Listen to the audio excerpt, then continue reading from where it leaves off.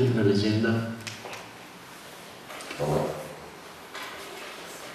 en toda esta tradición india de esta exactitud científica en el sonido, de pronunciar correctamente los mantras y plegarias para lograr un efecto definido. Y la leyenda es que cuando el discípulo pronuncia mal un mantra o lo corta por la mitad, vuela y rueda su cabeza. No quiero que pase lo mismo a los que cortamos de la mitad el mantra.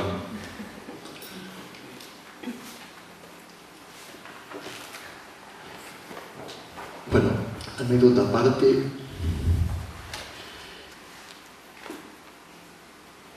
ya hay muy pocos registros de civilizaciones perdidas en la literatura antigua. Uno de los pocos existentes de literatura, llamémosle autorizada, porque nadie va a negar que respetamos todos a Platón, es justamente este autor. Este autor se dice que en su juventud ha escrito unas obras que él mismo ha quemado, porque según él, cuando conoció a Sócrates, su vida cambió por completo. Luego comienza una serie de lo que él denomina diálogos, que más o menos podemos dividirlo en tres grandes etapas. Lo importante de todo esto es que todas las universidades occidentales se llenan hablando de estos original forma de escribir diálogos. Bueno, en realidad el diálogo estuvo primero en los Upanishads.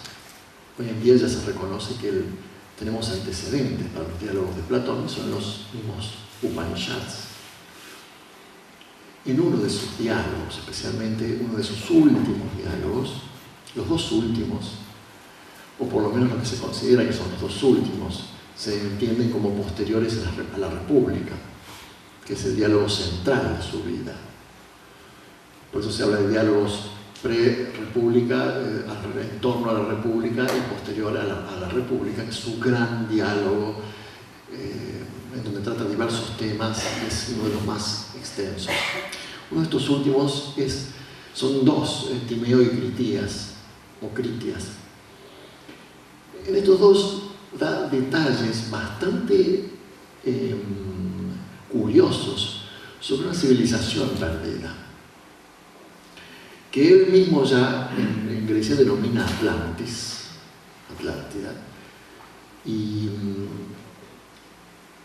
que aparentemente dice él mismo que relata el hundimiento de la última isla, Poseidonis, ya que aparentemente estamos hablando de aproximadamente, haciendo un somero cálculo, unos entre 12.000 y 20.000 años antes de Cristo, cosa que es muy poco comparado con la longitud de los tiempos históricos. Con lo cual concluimos que eran los últimos remanentes de un continente que había alcanzado su apogeo edades anteriores, y estamos hablando de centenares de miles de años antes. Y en ese diálogo, no es mi intención de escribir Atlántida ahora, sino lo que pasa justo antes que comience esta comunicación de Solón, el tío de Platón, que visita a los sacerdotes egipcios. El diálogo comienza con la visita, como era de esperar. Los griegos visitaban mucho Egipto, se iban a beber de esa antigua sabiduría, y uno de los comentarios de los sacerdotes egipcios a Solón fue: Solón, Solón, ustedes los griegos no son más que niños. Se llenan hablando de su civilización, pero en realidad no han vivido nada. Nosotros aquí sí hemos vivido largas edades, cataclismos, apogeos, declives de la civilización. En esta afirmación de Solón, quizás no solo esté detrás de esta afirmación, el largo linaje de la tradición egipcia, que uno puede, de acuerdo solamente a la cronología oficial, extenderla a 6.000 años, cosa que una civilización es la única civilización prácticamente que ha tenido 3 glorias y 3 apogeos, y ha supervivido 6.000 años por muchas razones, quizás por estar encapsulado en el Nilo, con el desierto del Sahara, etc. Pero en realidad ha sido una civilización muy notoria. Y pone unos periodos de tiempo muy curiosos. Y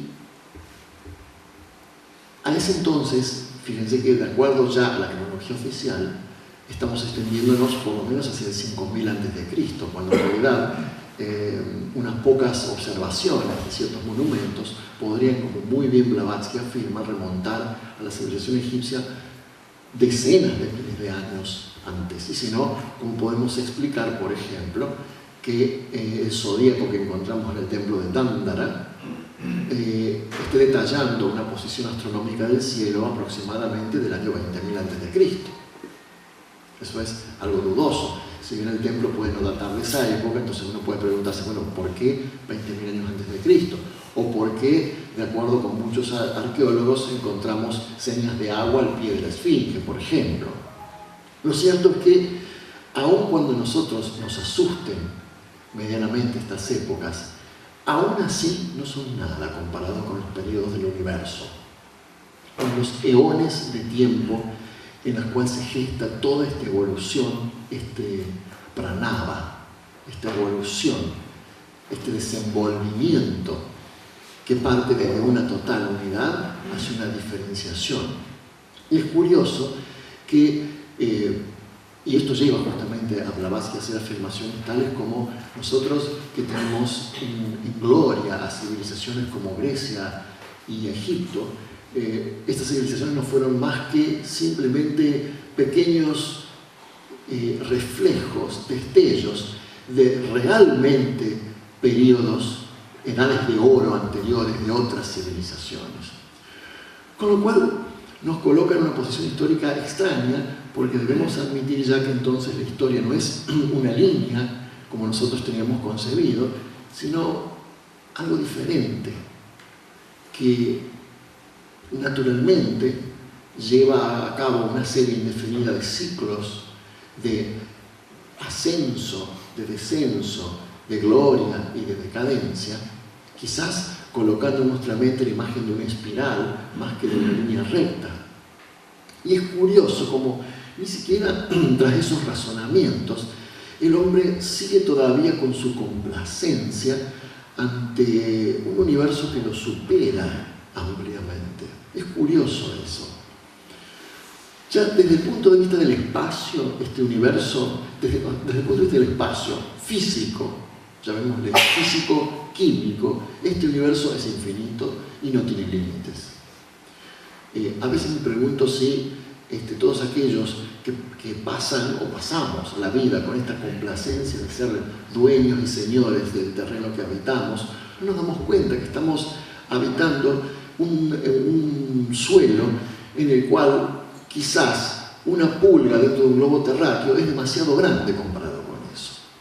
Porque realmente el planeta Tierra, considerado como una mota de polvo dentro del sistema solar. El sistema solar, a su vez, dentro de otro gran sistema seguro, del cual seguro es un chakra. Porque vamos, si aplicamos la analogía, si tenemos el sistema solar, seguramente es un centro de otro grupo de 7 centros, un chakra dentro de otro cuerpo mayor digamos, que forma en total 7 chakras. A su vez, todo ese grupo será un centro dentro de otros 7 centros a un nivel mayor. Y de pronto nos encontramos que seguimos avanzando y lo único que avanzamos es hasta el brazo de la galaxia donde estamos. Ni siquiera nos hemos ido de nuestra galaxia. De ese brazo de la galaxia, que es como decir un Villa Allende en Córdoba, nada más. Una especie de las afueras de Córdoba que está Villa Allende, por ejemplo. Todo bien con Villa Allende, pero no es nada más que un suburbio dentro de una especie de ciudad anexa dentro de otra ciudad grande, y así nuestro sistema solar está ubicado en un brazo de la galaxia, y ese brazo de la galaxia de pronto nos encontramos con la inmensidad de los miles de millones de estrellas de nuestra galaxia. Pero ¿cuántas galaxias hay? ¿Cuántos grupos de miles de millones de estrellas y de billones de estrellas hay? A su vez entramos al grupo de galaxias, pero ese grupo de galaxias es solamente uno dentro de otro grupo de galaxias, y así ad infinitum. Porque uno no podría ponerle límite al infinito, ni siquiera en el sentido sutil ni denso. Es decir, nosotros, para nuestro esquema, tenemos en nuestra visión un septenario en donde hay un mundo que es el más físico y denso de todo, pero nosotros no sabemos que en la absolutidad del universo seguro puede haber otros sistemas, en donde nuestro universo físico concreto no sea más que algo muy sutil comparado con esos, y viceversa. Nosotros nos damos cuenta que al final el plano máximo posible para la evolución humana actual no es nada más que un plano cósmico en donde es pura materia, comparado con el resto de los planos cósmicos, yendo en sentido de sutileza o densidad, según vayamos. A su vez, si nosotros nos imaginamos el ser más evolucionado posible en la Tierra, posiblemente pueda ser solo un discípulo comparado con otro sistema, y así sucesivamente.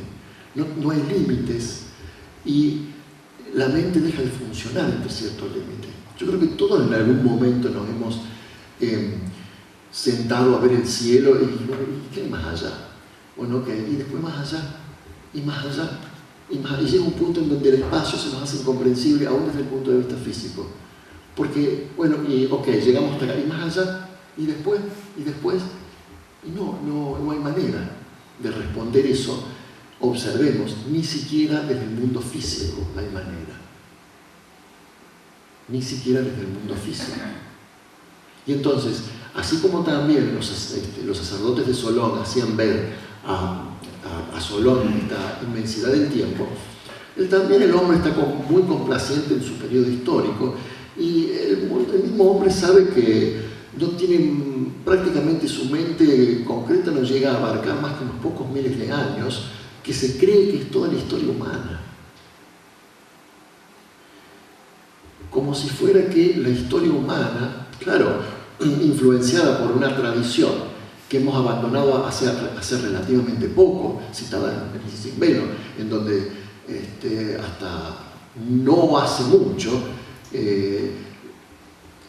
hasta los mismos científicos en la época misma de Blavatsky se rehusaban a retroceder demasiado porque iban muy detrás del 4000 a.C., que es la fecha que había puesto un cardenal muy famoso de la Iglesia, que había hecho un conteo hacia atrás de las generaciones de la Biblia, y llegó a la conclusión de que la creación había tenido lugar en el 4000 a.C. 4000 a.C. O sea, en 4000 a.C. ya estaban en pie las grandes civilizaciones, hasta la egipcia, la cretense. ¿Y qué les digo en la India? Los arios ya estaban pululando ya por el norte de la India, haciendo de las suyas.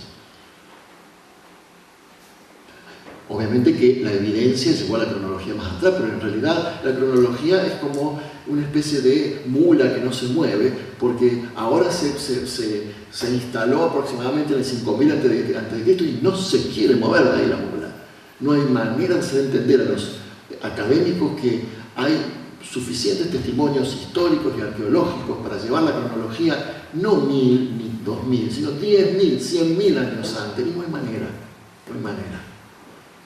Parece que la humanidad es tan obcecada, el hombre la mente humana es tan obcecada, y se cree, está tan complaciente en su propio mundo, en su propio tiempo, que parece que hasta el absurdo de esa ceguera le hace sentir contento con su conocimiento, y aún así vemos que todas las ciencias hoy por hoy acumulan conocimiento. De hecho, el conocimiento, por ejemplo, en la medicina, ¿ustedes saben que se triplica cada 6 meses? Ahora, la pregunta es, ¿muere menos gente de enfermedades? No. ¿Se entiende mejor qué es la enfermedad en un sentido profundo? No, cada vez estamos peor. Dentro de poco vamos a tener un médico, no solo para los ojos y otro para la nariz, uno para la fosa nasal derecha, otro para la fosa nasal izquierda. Mientras tanto, claro, avanza otro tipo de conocimiento y hay un grupo de personas que están necesariamente tratando de comprender el mundo de otra manera. Lo más curioso de todo es que la mayoría de las cosas que vamos descubriendo, por ejemplo, desde el lado de la ciencia, está claro, como decíamos ayer, que, bueno, toda esta última barrera que se tenía, que es el átomo, ya resultó que ya no es barrera.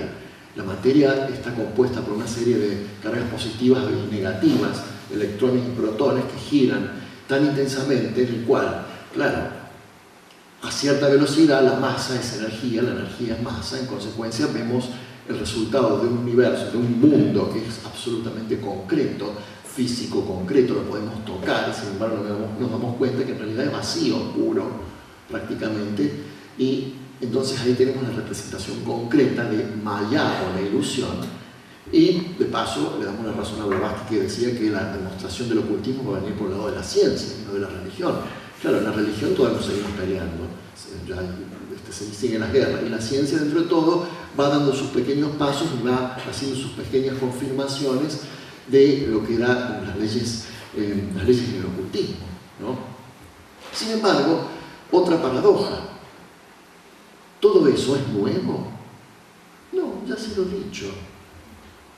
Es curioso, si uno sigue hasta los descubrimientos, ¡wow! La precesión de los equinoccios, que el eje de la Tierra da un giro, etcétera, etcétera.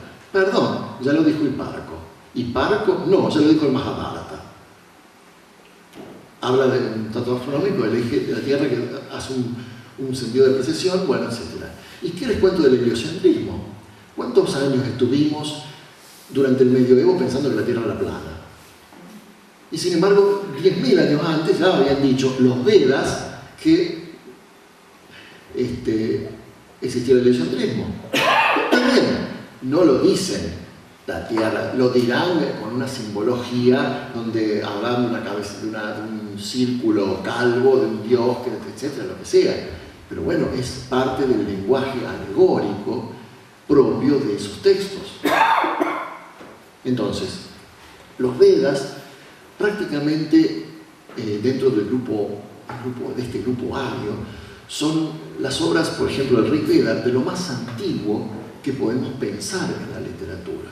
Y es muy interesante tener en cuenta que en estos Vedas gran parte de toda la información astronómica, medicinal, científica, geográfica, geológica, etc., ya de una forma o de otra fue sugerida.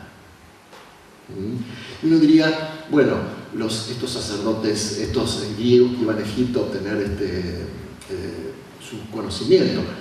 Bueno, pero ¿quiénes eran entonces los egipcios? Porque Egipto estaba, como afirma Blavatsky, en parte habitado por la cuarta raza, pero la clase superior egipcia era de la quinta raza aria que ya había emigrado hacia Egipto, así como también emigró hacia Babilonia. Y encontramos trazos de los arios en todos esos lugares.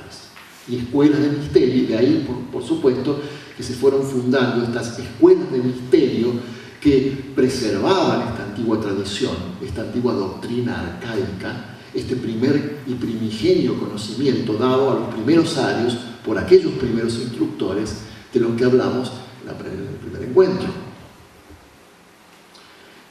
Los Vedas, por ejemplo, son como una compilación gigantesca. Es importante conocer estas obras maravillosas y omniabarcantes de todo tipo de conocimiento de estos primeros arios. Ya dijimos, ¿se acuerdan que eran 4? Rig Veda, Yajurveda, Samaveda, Atharvana Veda. A su vez, tienen 4 partes cada uno de esos Vedas. 4 partes. Samhita, Brahmana, Aranyaka, y una parte muy importante, que es la parte quizás más importante y quizás posterior a los Vedas, que son los Upanishads. Los Upanishads reúnen prácticamente el conocimiento más profundo de todos los Vedas. Y aparte, como vamos a ver en un momento, vamos a ver que ya anticipan todo lo que estamos hablando nosotros aquí. Todo lo que de pronto Patanjali ordenó sistemáticamente en su sistema de yoga, de alguna forma tuvo su antecedente y fue dicho en los Upanishads. El Rig Veda, por ejemplo, es de la literatura antigua lo más antiguo, el tratado más antiguo del mundo, del planeta, de que se tiene conciencia. Y esto no solamente afirmado por los indios. Consiste, por ejemplo, tiene en general el Rig Veda reúne plegarias y mantras. El genio indo fue uno de los primeros en sistematizar un estudio científico del sonido. Después de haber estudiado algunas cosas acerca del sánscrito, ya no nos sorprende, pero eso no solamente lo llevaron a la lengua sánscrita, también lo hicieron desde un punto de vista muy minuciosamente, desde el punto de vista de la ciencia del sonido y, por supuesto, desde su sistema musical, al cual muy pocos occidentales se le atreven hasta hoy en día, porque es un sistema muy complejo. No solamente que es complejo, sino que curiosa y paradójicamente es muy parecido a los modos griegos que luego tomó el canto gregoriano y que dio origen a nuestra música. Porque inclusive los ragas, justo se llaman ragas, qué curioso, me acabo de dar cuenta. Ragas también se llaman estos modos, que son como escalas. No solamente contemplan, como contempla en el sistema musical occidental, tonos y semitonos, sino que es el único sistema que incluye cuartos de tonos, por ejemplo. Cosas que a nosotros nos parecerían, el oído occidental no está acostumbrado a esas sutilezas de distinción de un sistema musical. A su vez, el sistema musical indo no es una cuestión meramente intelectual. Hay algo de espiritual en el sentido de que cada ordenamiento de esos sonidos, de acuerdo a lo que sean, en diferente ordenamiento de tonos, semitonos y cuartos de tonos, da lugar a diferentes temperamentos. Por ejemplo, uno de ellos es útil para rezar, otro de ellos para divertirse, otro de ellos para tener sexo, otro de ellos para la actividad erótica, otro de ellos para el estudio y la reflexión, otro de ellos para la meditación. Cada uno, y no es una cuestión imaginaria, uno diría, el occidental diría, ¿por qué esa organización de tonos y semitonos es una ficción? No, porque realmente funciona así desde antiguo, y ellos sabían que cierto ordenamiento numérico de los tonos y semitonos y cuartos de tonos daba lugar a diferentes energías, a diferente influencia, que puede ser más o menos curativa o transformadora. Es realmente la ciencia del sonido. Aparte, la actitud misma hasta hoy de los indos hacia la música es una muy diferente a la actitud occidental. Uno se va y se coloca se siente a escuchar, por ejemplo, en un recital de música india. No va a ver como aquí que nos sentamos en un concierto y primero que esa sensación de no se puede ni toser. De pronto aparece los músicos y largan, y esta cuestión occidental de que tiene que ser una cuestión de una performance que no admita el error, que no admita, por lo cual la música en Occidente es hoy por hoy, esto está estudiado por los estadounidenses. Después del paracaidismo, el músico es la profesión de más estrés hoy en día, considerado por un Instituto Médico de Estados Unidos. ¿Y por qué será? ¿Por qué hablamos de pánico escénico? Cosa que en el sistema indo no existe, porque uno se siente a escuchar y ellos se sientan, charlan, improvisan un poco y de a poco se van metiendo, y de pronto uno nunca sabe cuándo empezó. Ya están tocando, ya están inmersos en ese universo sonoro y sin embargo uno diría, es una cuestión arbitraria. No. Cada uno está tan entrenado, cada músico, que respeta cada uno de esos modos, esos ragas, porque sabe muy bien que cada uno transmite una energía diferente. Sin embargo, lo curioso es que de esos modos Occidente los ha heredado, porque los griegos han tenido modos parecidos, que luego los tomó el canto gregoriano. ¿Y de dónde creen que salió nuestra música? Del canto gregoriano. ¿Qué pasó? Al canto gregoriano pasó a la polifonía medieval. A algunos se le ocurrió, pongamos algún acorde, se formaron la polifonía, varias voces, se formaron los acordes hasta que vino Bach e instauró la tonalidad. Listo, la tonalidad occidental, que creemos que es algo absolutamente derivada del genio occidental, cuando en realidad fácilmente puede ser atribuido a un contacto con India. Y pasó con muchas disciplinas así. ¿De dónde cree que viene la astrología y la astronomía? ¿Cuándo fue el primer tratado astronómico posible? El Surya Siddhanta hindú. Es el tratado astronómico más antiguo que se conoce. Y las observaciones, estamos hablando de observaciones, como decía, como el que estaba el documental, que había dos ahí mirando con el cielo y apuntando con el dedo. Esta gente tenía instrumentación también. Había desarrollado instrumentos, lentes de aumento, telescopios a su manera, no el telescopio actual. Tenían sitios de observación, sabían muy bien cuándo se producían los eventos estelares. Uno diría, ok, en Mesopotamia también pasaba, pero no de la misma manera. ¿Por qué, por ejemplo, en India la Jyotisha, que serían los tratados astrológicos, son una literatura de la misma categoría que el Mahabharata y el Bhagavad Gita? Y están considerados en la misma categoría, son Shastras.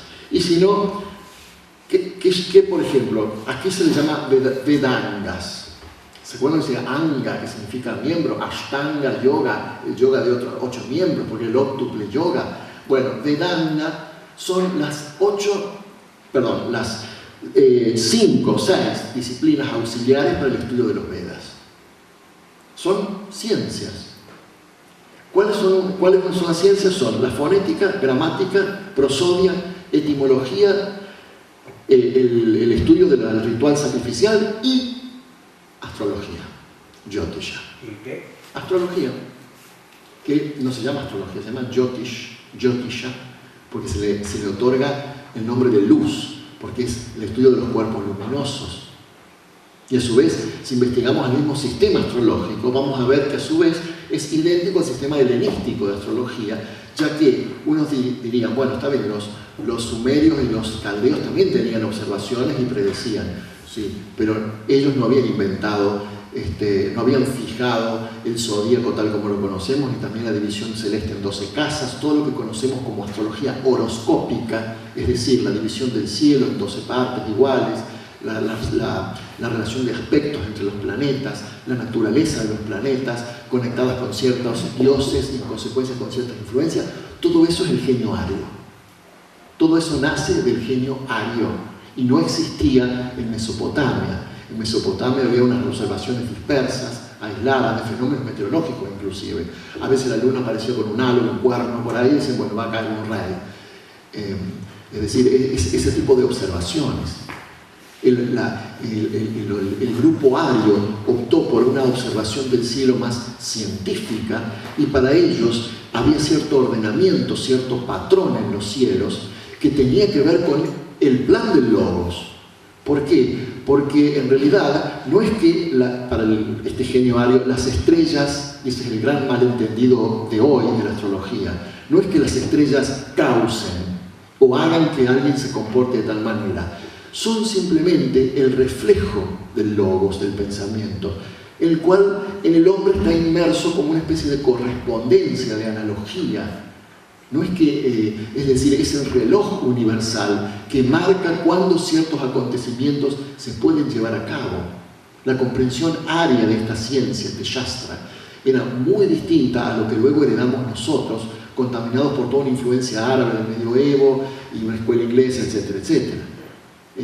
Todo esto está en los Vedas, y estamos hablando de muchos miles de años de antigüedad.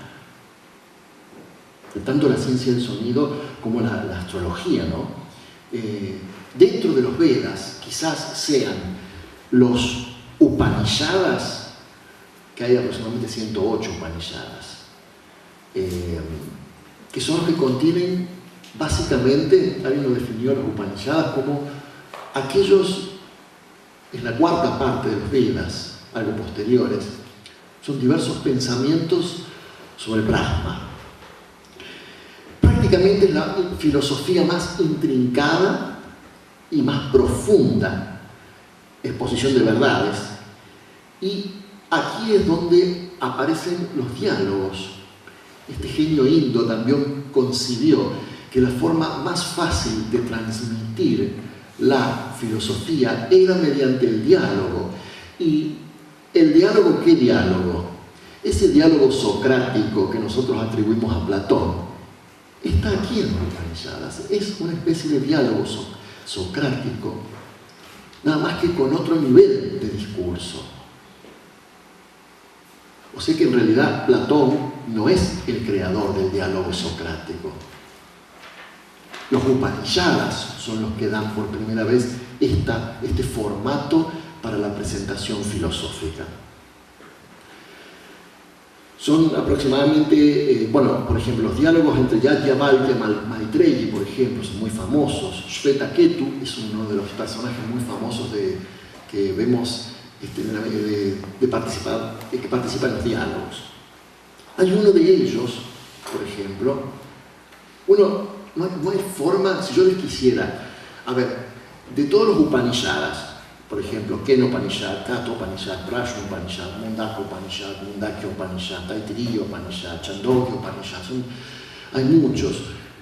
Yo les puedo asegurar que sería absolutamente imposible elegir uno que diga, ¿cuál representa el pensamiento más profundo? No hay manera. Cada Upanishad es sumergirse en un universo de pensamiento que es prácticamente inabarcable. Yo creo que 3 de ellos podrían llevar el estudio de una vida en cuanto a su reflexión. Para que tengan un poco en cuenta la dimensión gigantesca de la literatura y el pensamiento ario-indo. Uno de ellos, por ejemplo, tomando al azar, les juro que no lo elegí por ningún motivo especial a este Upanishad, solamente por el hecho de que es el que cantan en la película, nada más. Miren lo absurdo de la elección mía del Upanishad, porque es el que escuchan en la película cuando canta esta chica Sarmila Roy, que suena tan lindo y canta justamente partes importantes de este Upanishad. Una de las cosas más conocidas de los Upanishadas son, por ejemplo, sus mantras que les dan comienzo y cierre.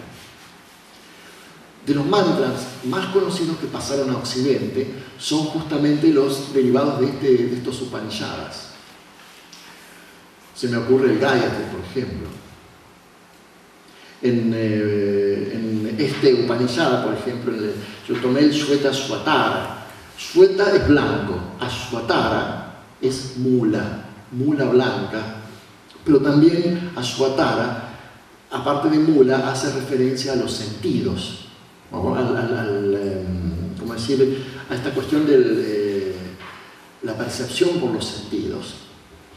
Y, por ejemplo, un mantra muy famoso del Shvetashvatara es uno que, por ejemplo, dice que nuestro estudio sea fuerte, no indiferente, no a medias, que lo hagamos entusiastamente, que podamos comprender profundo, que no haya celos entre nosotros al estudiar, que hagamos un trabajo conjunto.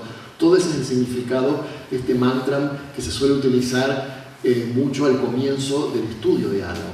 Y otra faceta muy importante de los Upanishadas son sus Shanti mantras, estos mantras que les estoy diciendo, que se llaman Shanti porque comienzan con una fórmula védica de increíble antigüedad, una fórmula que se viene repitiendo y repitiendo desde el comienzo mismo de los Vedas, y que es una bendición.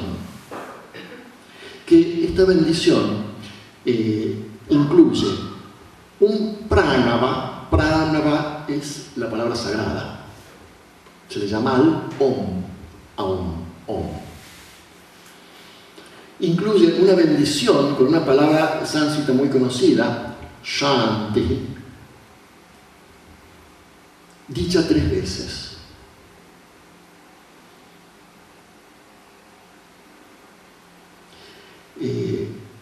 Y tiene una entonación que siempre ha sido la misma hace no sé qué digamos, 8.000 años, por decir una cifra, de los Vedas, que es descenso de un tono y ascenso de un tono.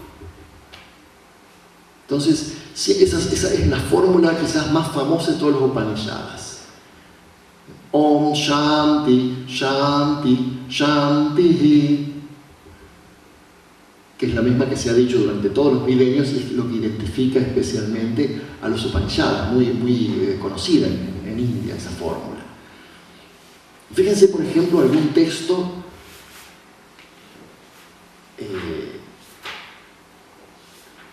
el primer verso, por ejemplo, verso del Upanishada Shveta-Svatara, por ejemplo. A ver, los sabios que aman discutir acerca de Brahman, un día se encontraron y se preguntaron: ¿es Brahma la causa de nuestro universo? ¿De dónde venimos? ¿De dónde venimos y quién nos sostiene? ¿Dónde iremos cuando llegue nuestro fin? Oh conocedores de Brahman, quienes nos controlan y nos hacen sujetos a ciertas reglas acerca del placer y del dolor. Los sabios entraron en profunda meditación y vieron el poder del ser cósmico luminoso como la causa del universo. Maya, con sus 3 gunas, esconde el yo detrás del universo. El yo, con mayúscula, uno y el mismo, controla todo lo mencionado, inclusive el purusha individual y el tiempo. Maya es la circunferencia común de la rueda cósmica y está oculta por sus 3 gunas, sattva, rajas, tamas. Tiene 16 componentes: la mente, los 5 elementos, 5 órganos de percepción, 5 órganos de acción. Está sostenida por 15 rayos y 20 ¿cómo se dice? Sostenes, categorías de variaciones, cada una de ellas óctuple. Está representada por el cautiverio en sus varias formas y tiene 3 senderos: virtud, vicio y conocimiento. El apego a los sentidos de los órganos de los sentidos es la única causa duple, es decir, placer y dolor. Meditemos sobre esa rueda cósmica. Prácticamente, ¿por qué será que no nos suena nada desconocido de todo esto? Y a su vez, nada de lo que ha sido, por ejemplo, mencionado en los sutras de Patanjali no ha sido antes mencionado en los Upanishadas, por ejemplo, y en los Vedas. Uno de los... aparte están los Puranas, que no vienen al caso ahora, pero uno de los principales problemas, por ejemplo, de los Vedas, así como de Patanjali, ha sido el del budismo, ha sido el del dolor y del sufrimiento. Esto es uno de los problemas que el genio ario ha tomado y ha entendido, tratado de entender desde los primeros tiempos. Ninguna otra civilización se ha concentrado tanto en este estudio del sufrimiento en relación a este velo de Maya, que se teje sobre el mundo. En realidad, velo de Maya implica necesariamente el estadio entre el yo soy y ya cuando aparece el más mínimo velo a Atman, se produce yo soy eso. Perdió ya la identificación primigenia. Y aunque sea el más leve velo, ya implica una identificación con un vehículo, un Maya. Por eso, de ahí este Kriya Yoga que se practica para atenuar justamente todos estos kleshas que le llaman. Nosotros habíamos visto la palabra antes, cuando vimos que los movimientos, las modificaciones realmente pueden ser klishta, o sea, dolorosos, y aklishta, o sea, no dolorosos. Klishta es el adjetivo y klesha es el sustantivo, el dolor. El dolor, muy lejos de ser una filosofía pesimista, que es de lo que muchos la han tachado, todo lo contrario. El estudio justamente del dolor lleva directamente hacia la liberación moksha. Esto es una de las categorías de la liberación o moksha, que es distintiva del pensamiento ario-indo.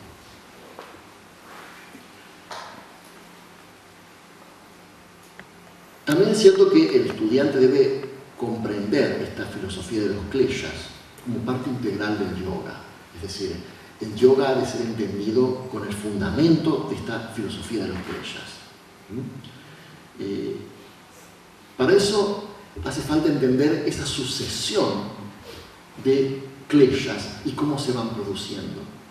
Nosotros hemos mencionado uno que era en cierta forma sinónimo de tamas, aunque no exactamente, que es la básica avidya, que sería avidya.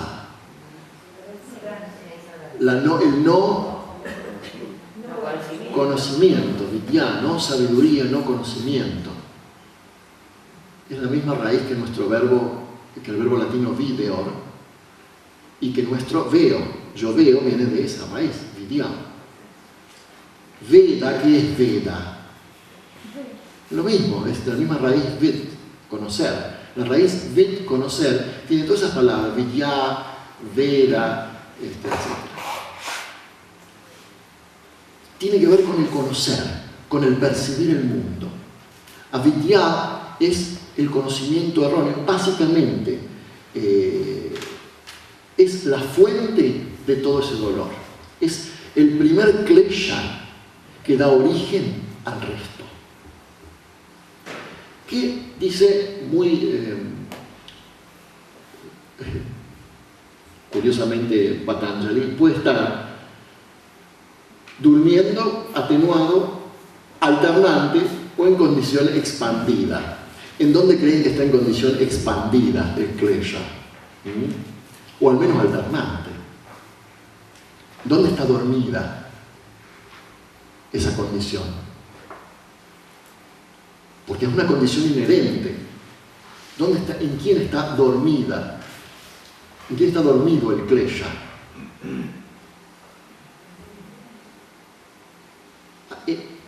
En aquel que ya ha cruzado al otro lado, aquel que ha comprendido, que ha visto, en el sabio, en el muni, en él está dormida esa condición. ¿En dónde está alternando o así pululando? En el ser humano normal que está sujeto a este dolor que resulta de esta alternancia entre el raga y dvesha dado por los deseos. Avidya es como la causa raíz de todos los otros kleshas. Como que cada klesha, cada dolor o sufrimiento va formando un eslabón en la cadena que luego hay que volver a remontar de atrás hacia adelante, curiosamente. Justamente es en los yogis avanzados donde este klesha se encuentra totalmente dormido. ¿Y qué es básicamente el avidya o la ignorancia? ¿Cómo se define la ignorancia? Es ver lo no eterno o no esencial en lo eterno y esencial y viceversa. Ver lo no Atman, lo que no es Atman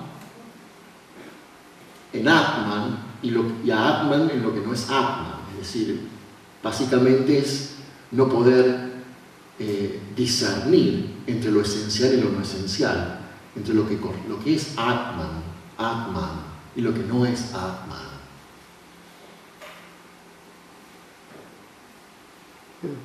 Sí.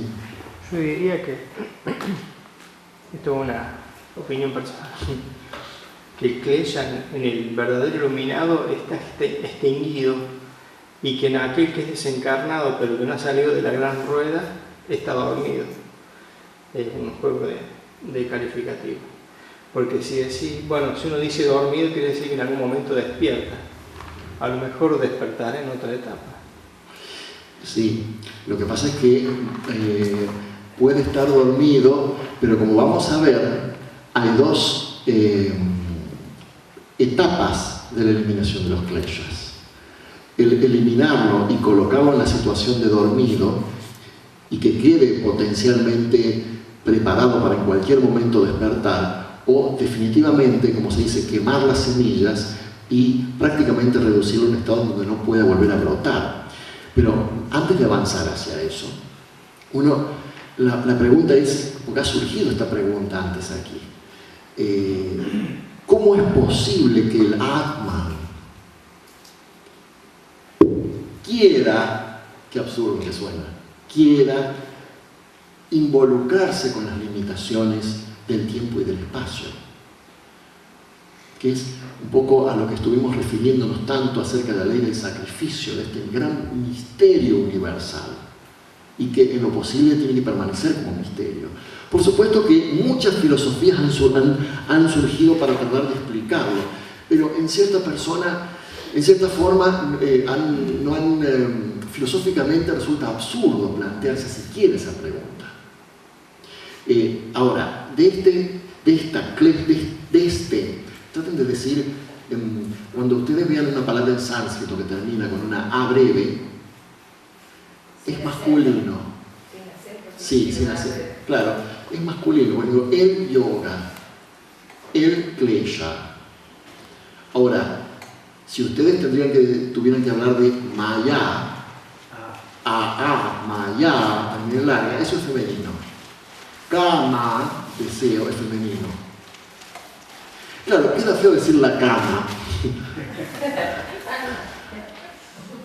Pero por lo menos digan la traducción.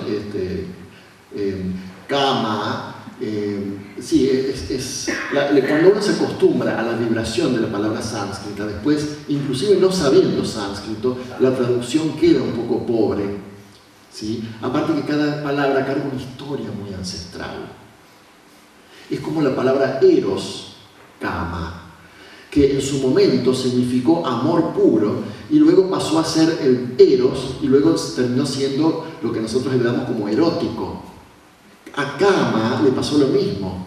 En principio, en el sánscrito primitivo, era símbolo de amor puro y luego pasó a ser, lo rebajaron al estadio relacionado con el deseo y el erotismo.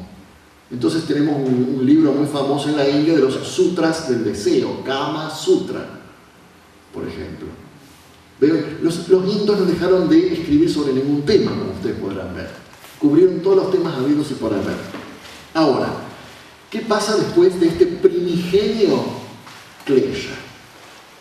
Primigenio klesha. Permíteme avanzar un poquitito más y ya largamos los comentarios. Este primigenio klesha, que es, y uno puede ver por qué es primigenio. Básicamente, todo dolor parte del no poder distinguir lo esencial de lo no esencial, Atman de no Atman. Surge este otro, que es el asmita. Curiosamente, asmi es un verbo. Asmi es yo soy. Asti, ¿se acuerdan asti? Por ejemplo, en los sistemas de la India, fíjense que nosotros hablamos de unos sistemas, por ejemplo, cuando hablamos del óptico sendero, tenemos, por ejemplo, el Sankhya, el Yoga, son los astika, sistemas astika. ¿Por qué? Porque asti significa es o está o hay, existe. Son los sistemas que creen verdaderamente en la existencia de una fuente universal primigenia llamada Tat o absoluto. Por eso se les llaman los sistemas astika. Y los nástica, hay otros sistemas, uno de los Mimamsa, por ejemplo, y otros, que no sostienen esto y tienen un pensamiento que podría ser considerado desde cierto punto de vista algo más materialista, pero no en el sentido occidental. Simplemente ellos no tienen en cuenta los Vedas, por ejemplo. Los Nástica. Bueno, por eso este verbo se usa mucho y es el mismo verbo nuestro, estar, ¿no? En griego, esti, en sánscrito, asti. Asmi, yo soy. Asmita es justamente la palabra derivada de yo soy. Que de paso, comento bien lo que es el pensamiento indo. Ustedes habrán en el colegio estudiado los verbos. ¿Y cómo dicen para conjugar un verbo, por ejemplo? Yo amo, tú amas, él ama, ¿no es así? Bueno, en sánscrito, miren lo que es el pensamiento. Ellos, ¿a qué le llaman Prathama Purusha? Primera persona. Él. Madhyama Purusha, la persona intermedia es tú. Y Uttama Purusha, última persona, yo. Entonces ellos dicen, para conjugar, Asti, Asmi, Asti, Asi, Asmi. Es decir, él es primera persona, tú eres segunda persona, yo soy última persona. Eso habla mucho del pensamiento de ellos.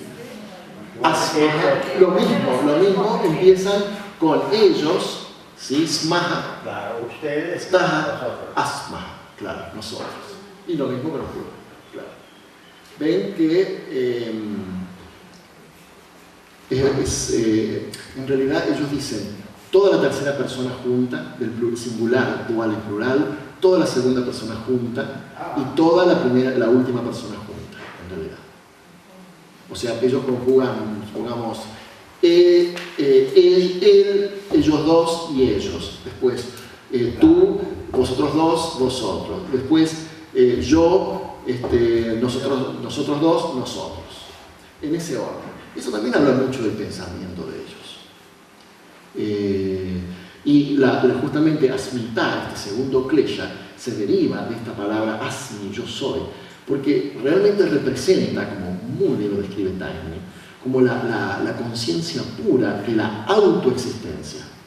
Es como la expresión de el ser. En sánscrito, el hecho de ser se llama bhava. Bhava es todo lo que es. Por eso, cuando se dirigen a otra persona, ¿cómo le dicen? Bhavati, por ejemplo, o bhavam, porque se están dirigiendo por los pronombres al ser interno. El sánscrito es un idioma muy reverencial.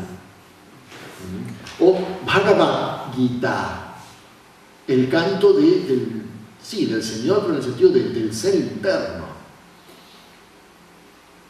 Son cosas muy difíciles de traducir. Entonces, cuando la pura conciencia se ve involucrada con la materia, debido a este poder del maya, de la ilusión, justamente. Entonces, ahí es cuando el yo soy cambia en el yo soy eso, por más fino que sea el velo. Y ojo, recuerden que el yo soy también es yo soy eso, yo soy, son frases también del Antiguo Testamento. El yo soy es una frase muy antigua que también utilizó la Kabbalah hebrea, ¿no? Entonces es una cuestión de...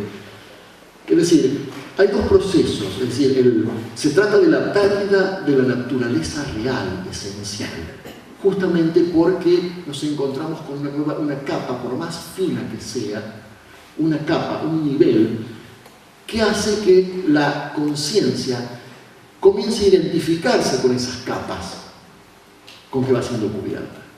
Entonces, básicamente lo que parte de avidya, causada por maya, la ilusión, sigue inmediatamente este sentido de la autoexistencia separada, el germen de la autoexistencia separada, que va creciendo a medida que se va produciendo una mayor y más continua asociación con la materia, ya que luego van a venir otras capas que van a permear porque la evolución así lo va a pedir. Es decir, estamos hablando de una conciencia condicionada por las limitaciones de los vehículos, que a su vez todos ellos, claro, forman todo ese puente con el cual cada vez más esa conciencia yo soy pura se va transformando en la identificación con aquello que va cubriendo esa conciencia, ¿no?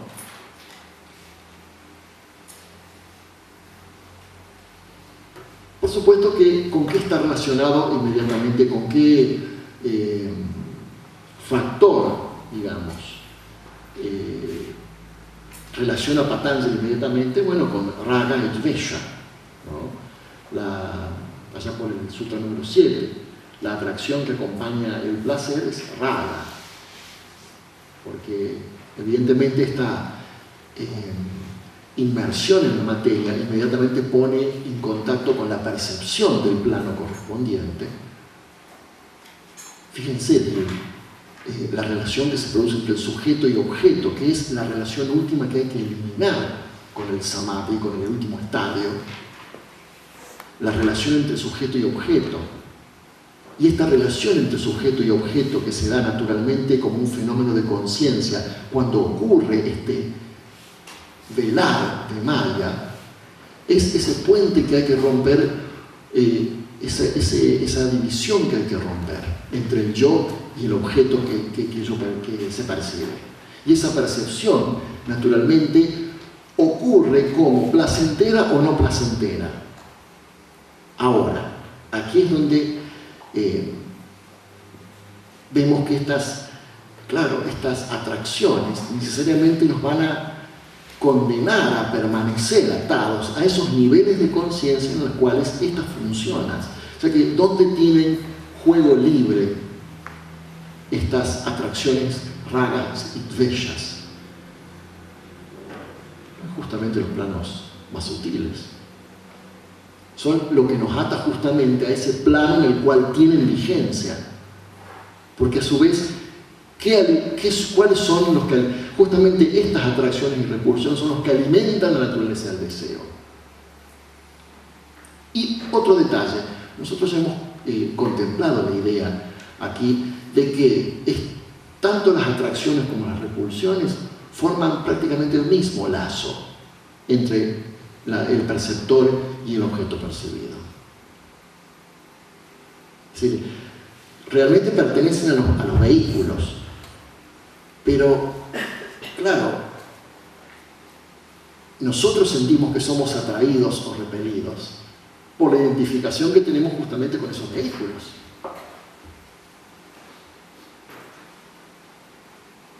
Y inmediatamente, miren qué cadena, qué pensamiento tan, o por lo menos qué comprobación de que quien ha escrito esto ha recorrido ya todo el camino, y es simplemente un tornarse hacia atrás para darle nombres a lo que él ya vivió. Y tenemos avidya asmita, avidya ignorancia, asmita, la sensación de la separación del yo. Y luego, el deseo de la continuación de la experiencia sensoria.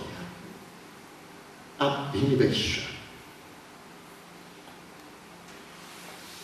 Que aclara muy bien Patanjali, nos domina a todos.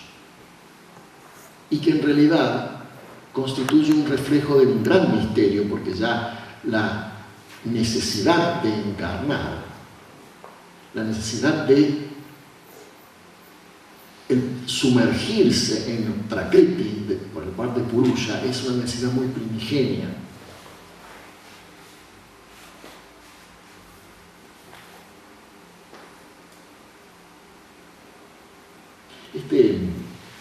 Algunos lo traducen como el deseo de vivir. Deseo de vivir. Sin embargo, de acuerdo a la misma filosofía yógica, este deseo de vivir y de permanecer, de sostener esta relación con el mundo sensorio, está enraizado en el mismo origen de la manifestación. Es decir, es una fuerza que se pone en juego en el mismo momento que comienza cualquier ciclo de manifestación en el cual la unidad pasa a ser diversidad. También observemos que esta sucesión de dolores, orígenes y causas llevan un orden Es decir, forma una serie que comienza con Avidya, sigue con Asmita y llegamos a Abhinivesha. De tal manera que si uno quiere destrozar este efecto, este proceso, no vamos a tener que comenzar por el primero. Vamos a tener que comenzar básicamente con este último, este deseo de sostener la vida. ¿A qué le suena? Mata el deseo de vivir. Está clarísimo ahora qué significa eso de mata el deseo de vivir. Porque fíjense que cuando uno hace, supongamos, que una vez hicimos una especie de taller acerca de luz en el sendero, viene alguien que recién se acerca a la sociedad teosófica y escucha, mata el deseo de vivir. ¡Ah, el susto! Se pone morocho del susto. Lo peor es que lo que él cree que quiere decir, en realidad quiere decir eso. Lo que pasa es que nos hace falta un proceso para entenderlo y para llegar a esa comprensión. Y creo que Patanjali lo pone clarísimo y es un proceso, claro, tan científico, tan lógico que cualquier mente dispuesta a reflexionar lo asimila como una necesidad y como algo ineludible, con las correspondientes contradicciones que luego aparecen en la vida, ¿no? Entonces,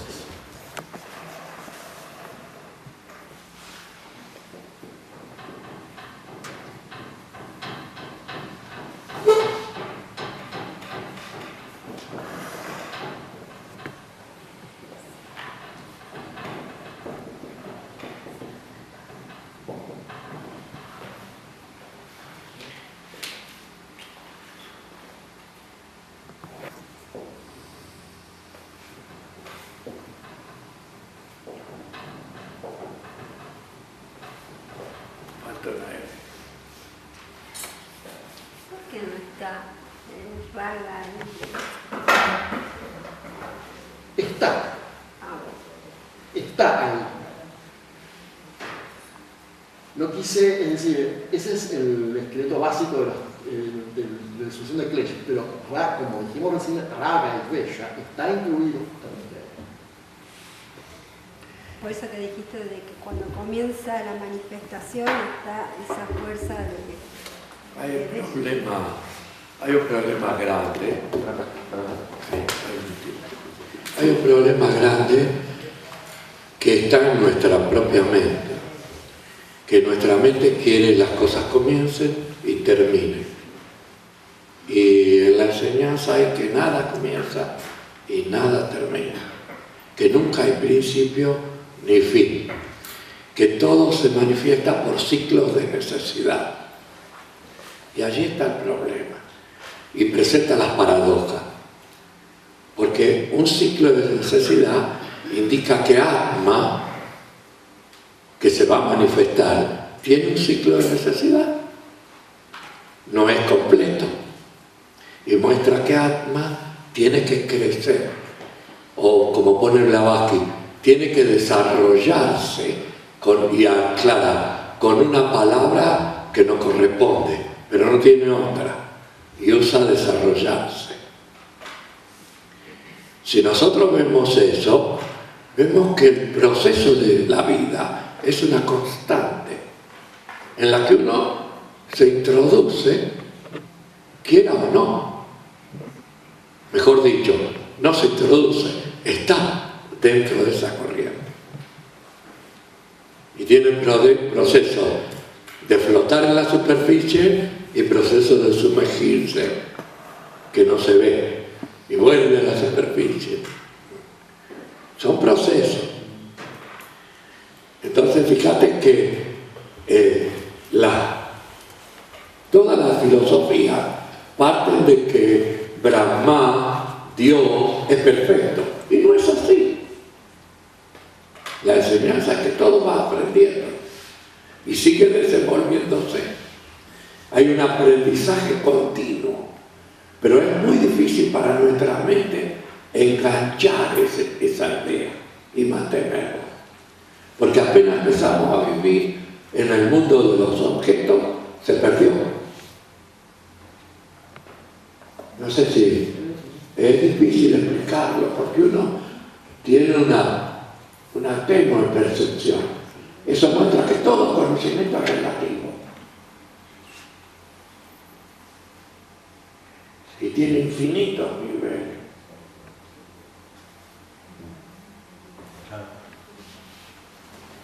Claro, porque en cada ciclo va a Carlos. haber. Claro, ya está.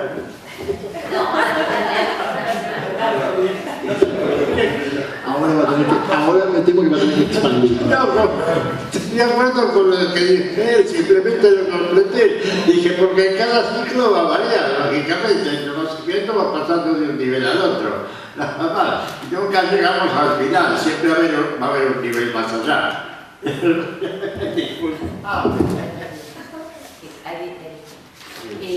Lo que no me queda claro es con respecto a lo que dice Juan, que Dios no es perfecto. Y yo, desde mi lugar, siempre lo tenía como perfecto. ¿No lo es? Quiero aprovechar justamente a eso, y ya Juan seguramente va a contestar eso, porque ahora me acordé.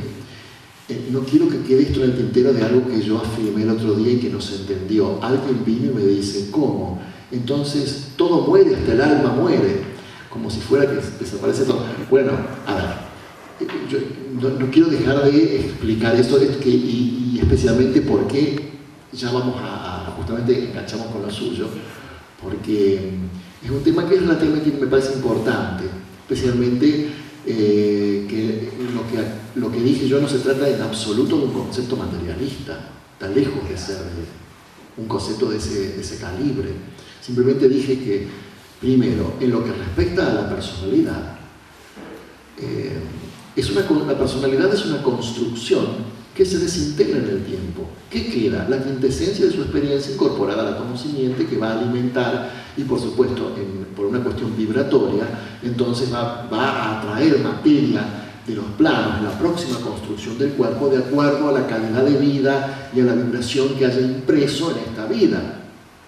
Y la habilidad que adquiera la inteligencia que construye la vida. Eso, exacto. Y otro tercer factor que es el reloj cósmico, que hace que muchas veces nosotros, por supuesto, no podemos imaginarnos que una vida es la consecuencia exacta de todas las vidas anteriores, porque nosotros a veces, así como muchas veces creo que necesitamos un plan Z para pagar las deudas, como hacemos aquí en la tarjeta de crédito, que tenemos que pagar deuda en cuotas. A veces las cosas vienen al contado y tenemos vidas muy complicadas, y a veces las cosas vienen en cuota. Entonces a su vez existen ciertas habilidades o tendencias que pueden ser puestas en marcha en cierta existencia o pueden ser simplemente bloqueadas o puestas en stand-by por razones especiales que el alma sabe, a veces por la elección del ambiente donde tiene que nacer, por la disponibilidad del momento de familia y de ambiente donde tiene que nacer,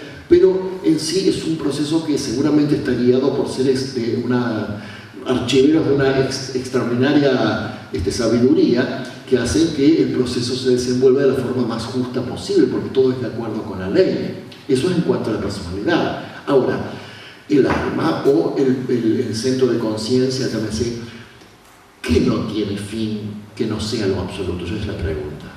Todo tarde o temprano tiene su fin y su renacer, como todos los ciclos.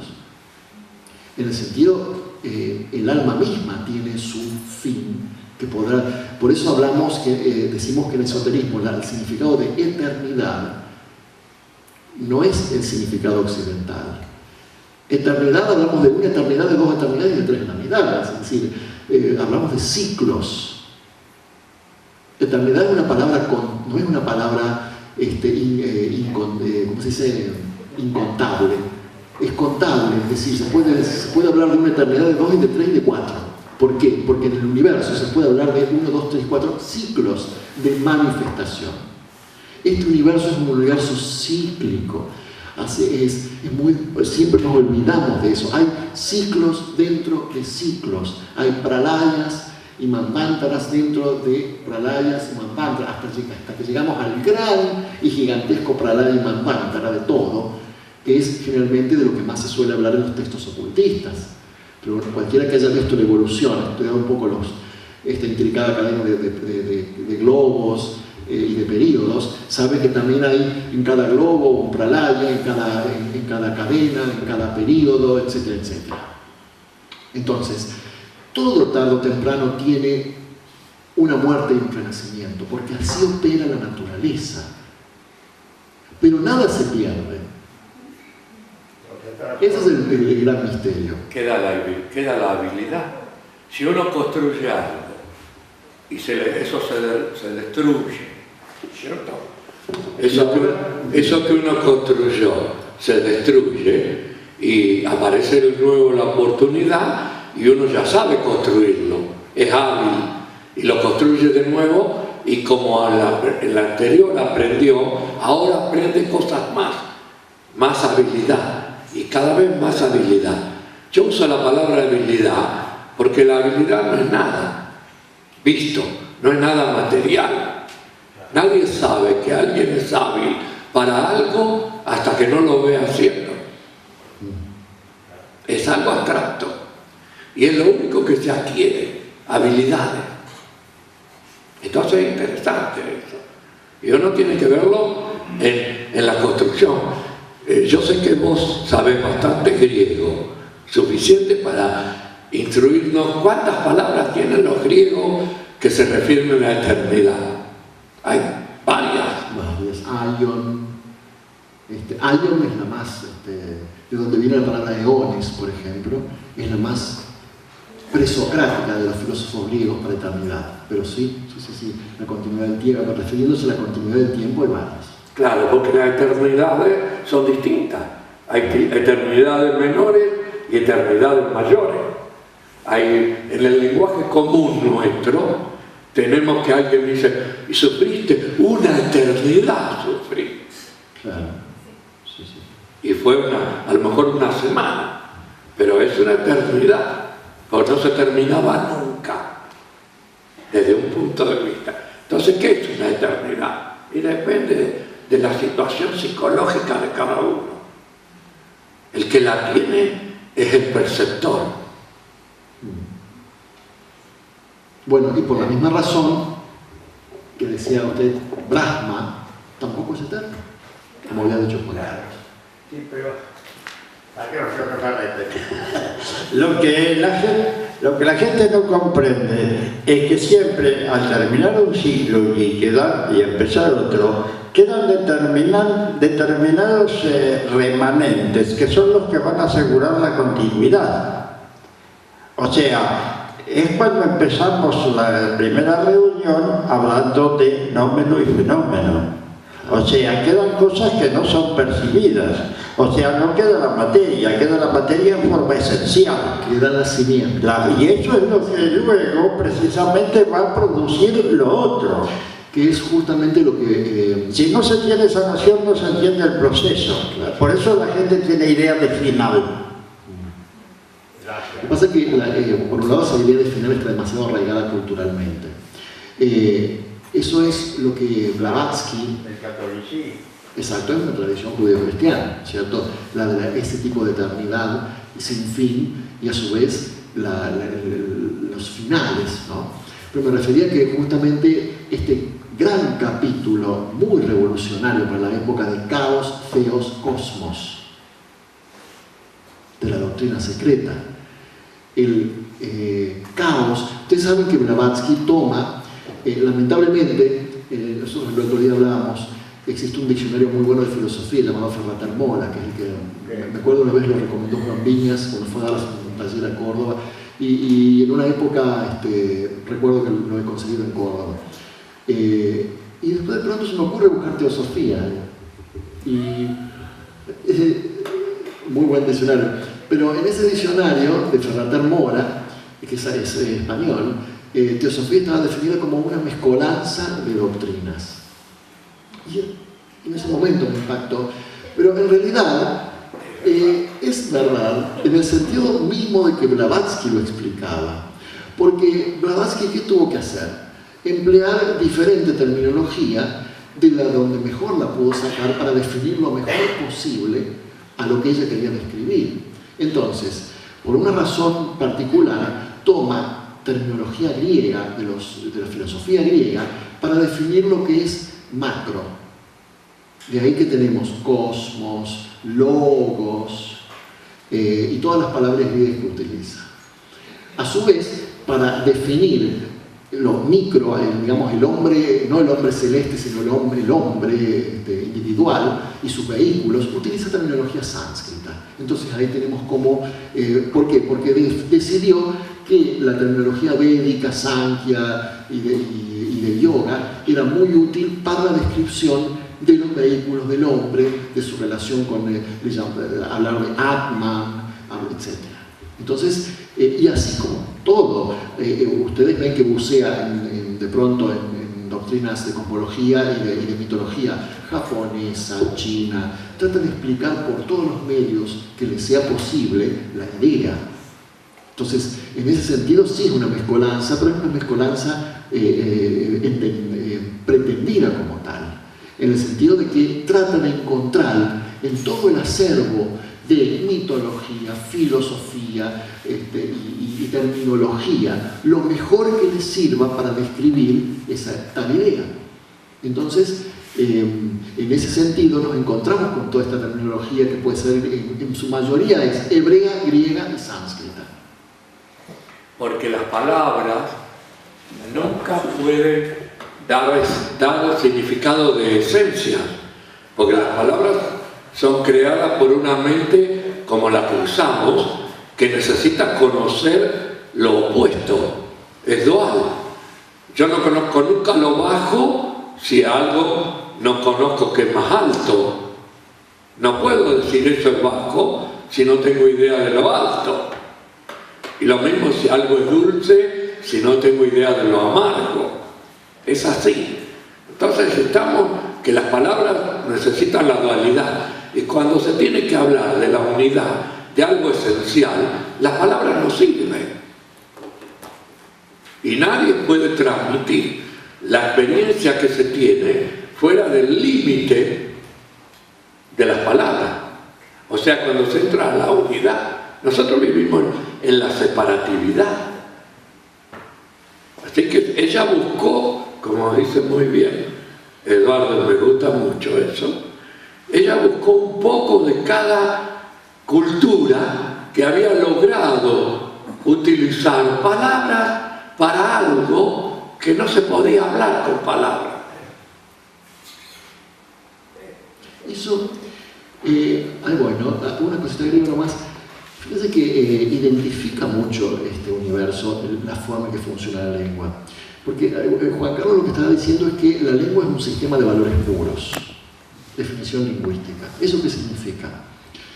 Es un sistema. Un sistema implica que ningún miembro se puede definir en torno a sí mismos, excepto como oposición o en relación a todo lo demás.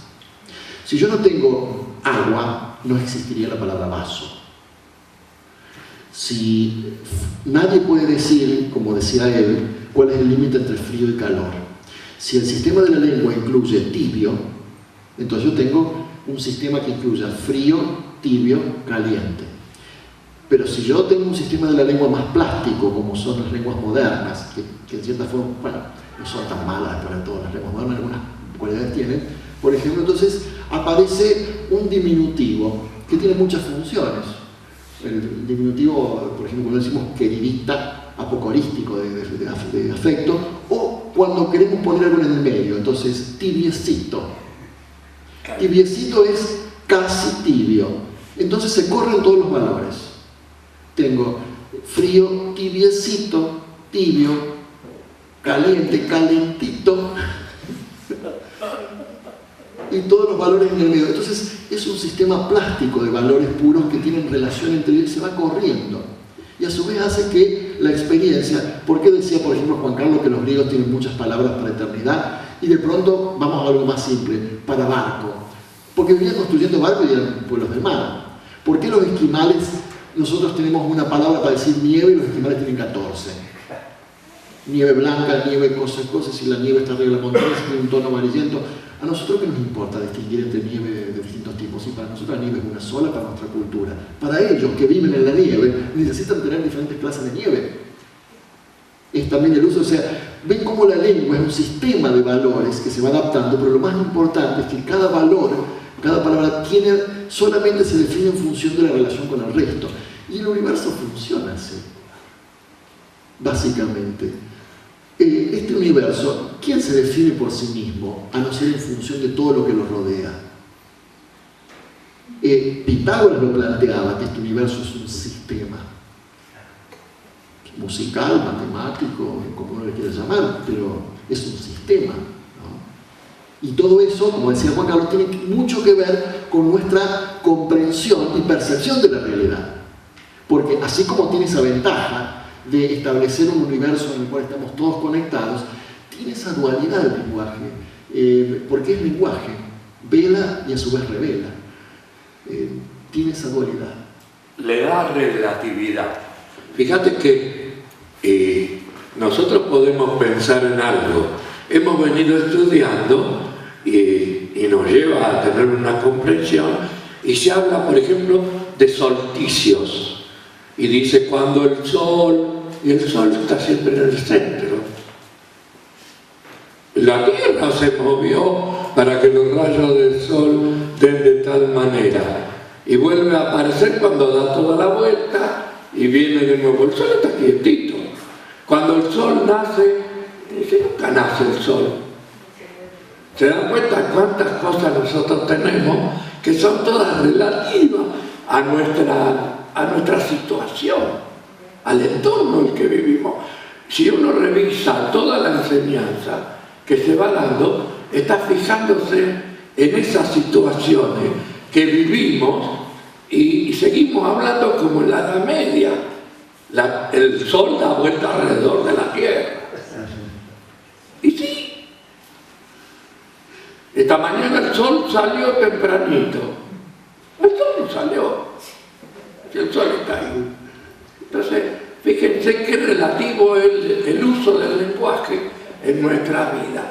Por eso lo importante es ver si uno, en todo, aún en nuestra vida social y en nuestra vida interior, si uno puede salirse de uno para observarse.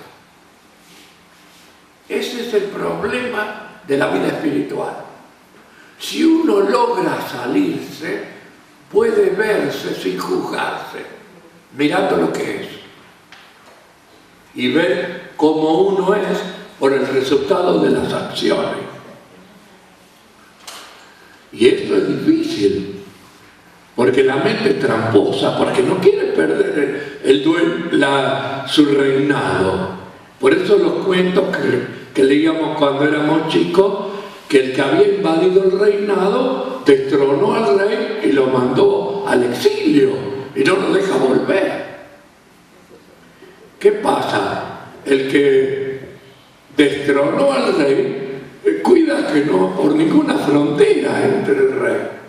Entonces cuando uno se está dando cuenta de algo, la misma mente te tapa el hecho. Fíjense ustedes, los que meditan, que cuando a veces en una meditación tienen una percepción y después quieren seguir profundizando, es dificilísimo llegar a ese punto. La mente ya le puso un montón de barreras para llegar a ese punto que un día uno llegó.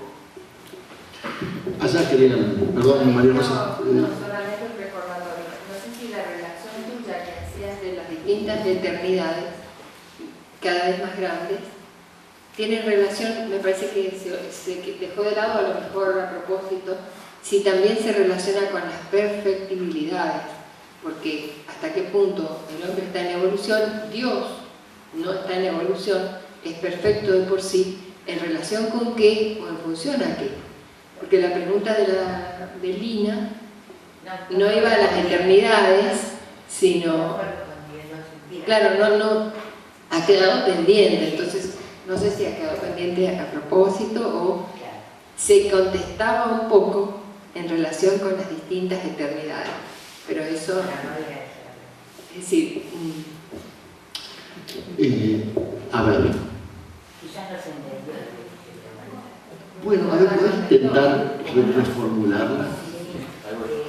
Ahí voy a esperar que la queremos escuchar. Lo que yo pregunté no era con respecto a la eternidad, que ahora también me queda esa duda, que hay más de una eternidad. La pregunta era con respecto a lo que había dicho Juan Carlos, que Dios no es perfecto, que a lo que yo entendí, es como que Él también, ese Dios, que yo lo creo supremo, absoluto, no es perfecto. Eso es la duda que tengo y es lo que quisiera saber, si es perfecto o no lo es. A ver, vamos a... El tema de las palabras perfecto o no perfecto es un poco complicado. Acá más vale estamos empleando la idea de que todo lo que no sea lo absoluto, que es inmutable, por lo tanto completo y perfecto en sí mismo, causa de lo que es, etc., todo se manifiesta.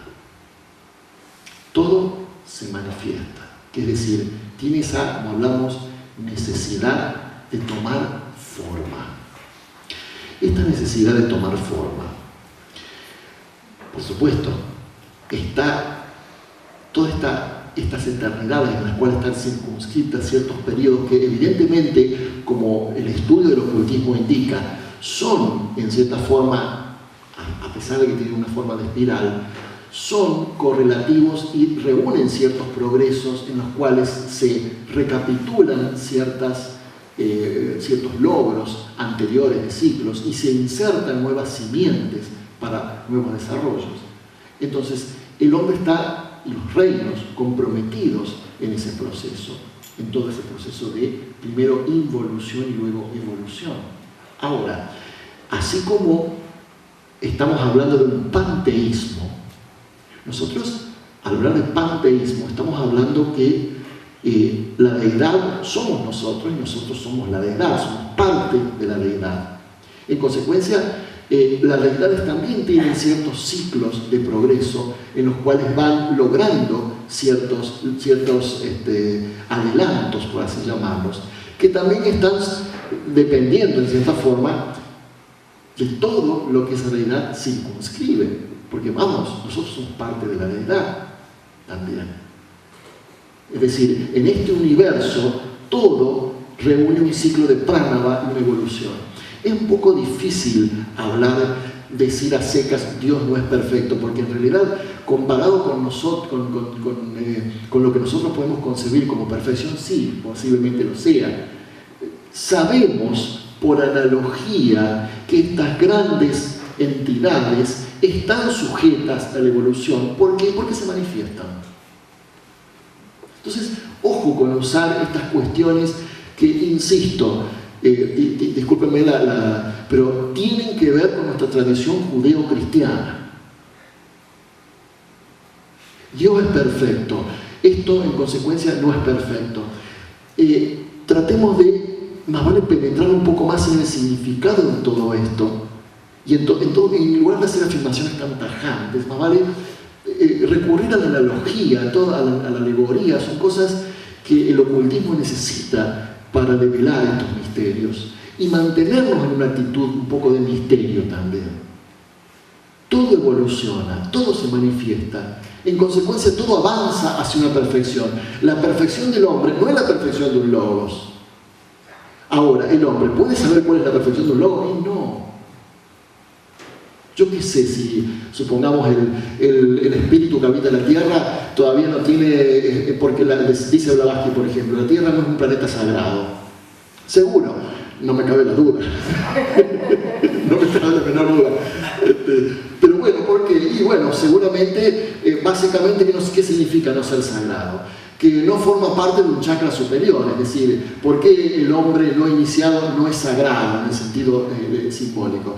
Porque los fuegos no han subido hacia el corazón, están todavía en el plexo solar, en consecuencia es síntoma de que no han recibido sus iniciaciones. Hay iniciaciones para los logos, pero ¿qué puedo meter a pensar sobre eso? No da el intelecto humano para tratar de indagar en esos temas. Simplemente uno puede aplicar la analogía y ver que el logos, al menos, o Dios, llamémosle, es perfectible porque está sujeto a un proceso de evolución. Porque todo lo que se manifiesta es perfectible. Las tinieblas llenaban el abismo. Y tinieblas es tinieblas. Lo absoluto son las tinieblas. Lo absoluto es algo inconsciente. Quiere decir que no hay una entidad en las tinieblas. Dentro de la idea que nosotros tenemos de entidad. El concepto del caos, claro, donde reina la más pura subjetividad. Claro. Estamos allí. Entonces, es relativo. Pero es muy difícil en nuestra civilización hablar de palabras que no sean terminantes, porque la mente concreta necesita seguridad. Si el problema de la vida humana es que no hay seguridad y nadie quiere sentir hablar de que un instante después la persona es distinta. Nadie quiere eso, quiere tener las cosas terminantes, no quiere tener cosas relativas, porque la mente naufraga. Cuando hay cosas relativas. Quiere cosas concretas. Sí, no nos engañemos. A todos, y yo me hago cargo porque a todos nos pasa eso, nos encanta el moñito puesto. Es el paquetito cerradito, moñito. Con el mollo y la flor. Acá está la posta. Y no es así.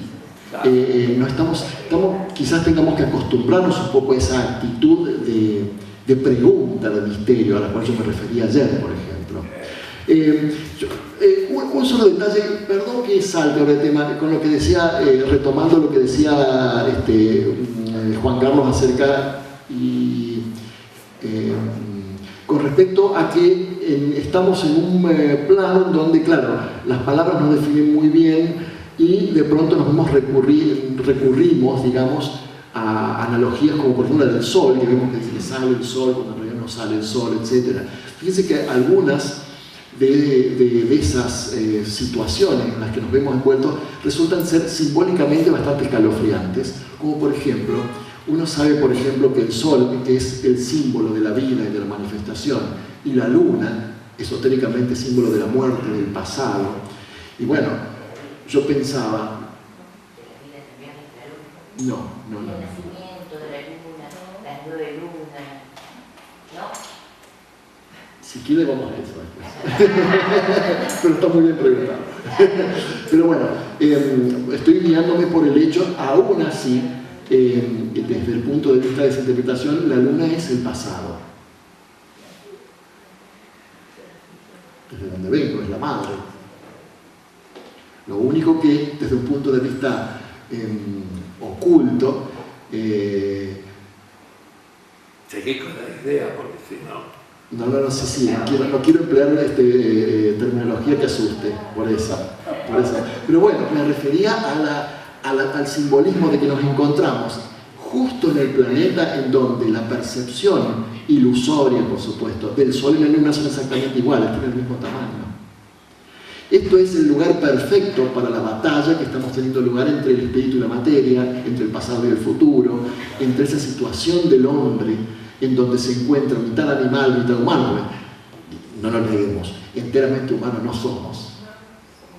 No somos humanos como el perro es perro, es animal.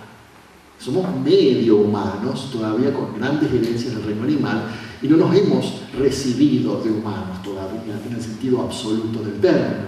Estamos en ese mitad camino que está muy escalofriantemente simbolizado por el lugar del sistema solar en donde tanto la luna como el sol se perciben del mismo tamaño exactamente y ambos iluminados, ¿no? Es muy curioso eso. Quizás, claro, desde un punto de vista oculto, la Luna está conectada con nuestro globo anterior, que ya pasó a ser un globo en descomposición, por lo tanto se asocia con lo que está muerto. La Luna, por ejemplo, está considerada por la doctrina secreta una forma muerta. Es como una madre que vampiriza al hijo, la Tierra, y nosotros tenemos esa idea bastante equivocada de que la Luna se ha desprendido de la Tierra, etcétera, etcétera, cuando en realidad de ahí es donde venimos, de ese globito.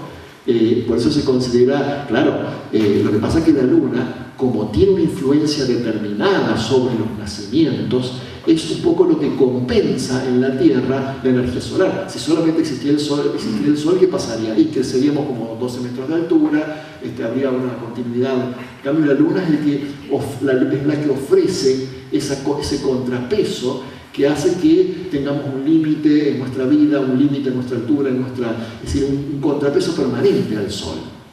Y por supuesto que rige el nacimiento, y justamente es la que autoriza el nacimiento en el mundo sublunar, porque esto es prácticamente el mundo sublunar, en donde todo lo que tenga líquido se ve influenciado por la Luna.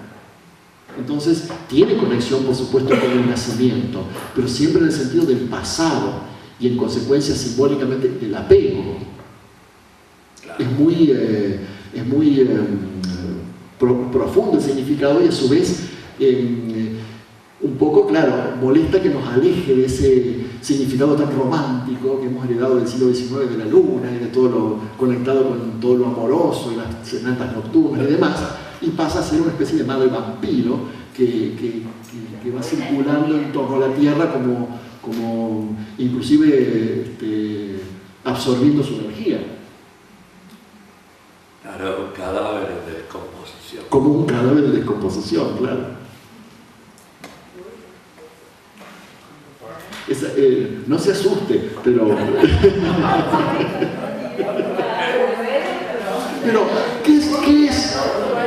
¿qué es lo interesante de todo esto?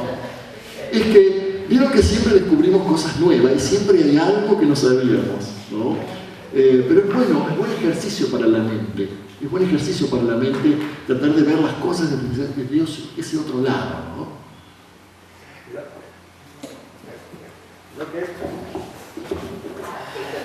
Vuelvo atrás cuando hablábamos de sistemas. Los sistemas tienen una estructura y función, son las dos características. Ahora, lo que pasa es que dentro de un sistema hay subsistemas. Y dentro del sistema en que vivimos hay subsistemas que son acertados y otros que son erróneos, pero son compartidos. Ese es el problema. Y los usamos todos. Por ejemplo, lo que decíamos, sí, el sol sale. La astrología es un sistema en ese sentido erróneo. Está centrada en la Tierra. Decimos, el sol entra a tantos grados de tal casa, de tal otra. No, nosotros nos ubicamos frente al sol en esa posición. Entonces, yo pienso que estamos todos sujetos a evolución. Hablábamos de cuando el lenguaje tiene esas situaciones erróneas. Precisamente en la evolución, cuando estemos en la sexta raza, estoy seguro que vamos a tener un lenguaje que exprese distintas las situaciones. Pero estamos ahí, en el cambio. Y por otro lado, los sistemas tienen que ir cambiándose y adaptándose, si no llega un momento que son inservibles. Bueno, claro, por eso alguien ha dicho que es... bueno, de la astrología alguien ha dicho, por ejemplo... Sistema geocéntrico. Claro, sí, lo que pasa es que... No ser más cómodo. Sí, imagínate que cambiara todo y todo lo que se va a hacer un horóscopo mirando desde allá y no desde acá. Yo no sería capaz. Sinceramente. Bueno, existen los astrólogos heliocéntricos. ¿Cómo? Existe la astrología heliocéntrica también. Bueno, pero vamos a esto. En mi situación y en la de muchos, ¿qué cambio tenemos que hacer para estudiarla y aplicarla? Yo lo largo, te contesto, será en otra vida. Chao.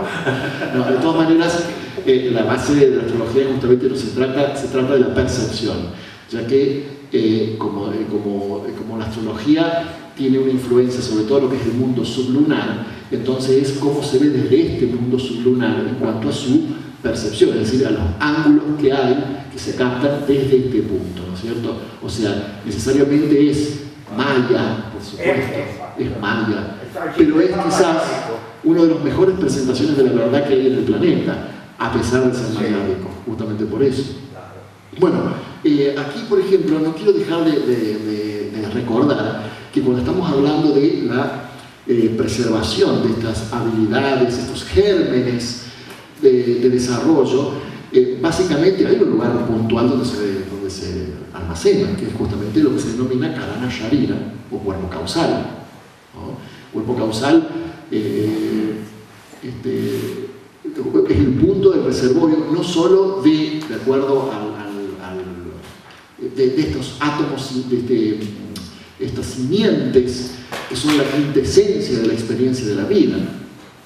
Otra cosa que encontramos, otra explicación que encontramos aquí en el número 15, en el sutra número 15, es lo que estábamos hablando el otro día, acerca de por qué estamos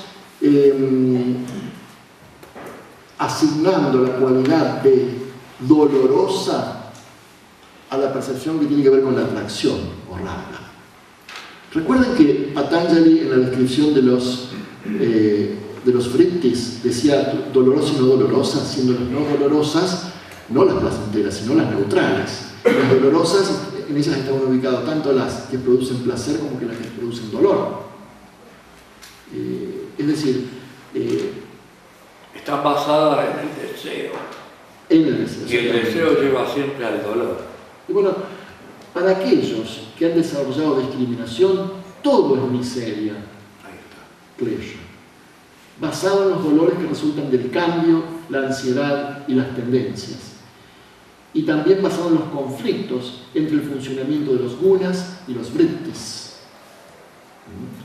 De esta forma, es una línea de pensamiento que un poco apela a todo aquel aspirante que llega a esa conclusión y dice, bueno, ok, entonces así funcionan las cosas, yo voy a llevar una vida virtuosa para tener una buena vida en la próxima existencia, cuando en realidad no hace más que de esa manera, con esa actitud, seguir la rueda del samsara y del renacimiento, ya que simplemente es otra forma de apegarse a algo. A su vez, está basada en una especie de ilusión acerca de lo que en realidad el hombre ordinario llama felicidad, que es uno de las trampas mayores en que Maya hace caer a la mente humana. Esto es un sutra muy importante, el número 15. Básicamente se basa en que todo aquel ser humano que ha logrado un cierto grado de iluminación no puede más que ver tanto al resultado de la atracción como de la repulsión como un resultado doloroso. Doloroso en el sentido de miseria, porque va a conducir tarde o temprano a la miseria, a la pérdida, al apego, de la misma manera que aquello que rechaza. Está basado en un conocimiento ingenuo. Ingenuo, sí. Es un conocimiento ingenuo.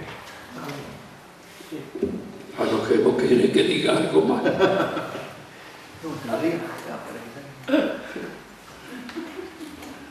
Bueno,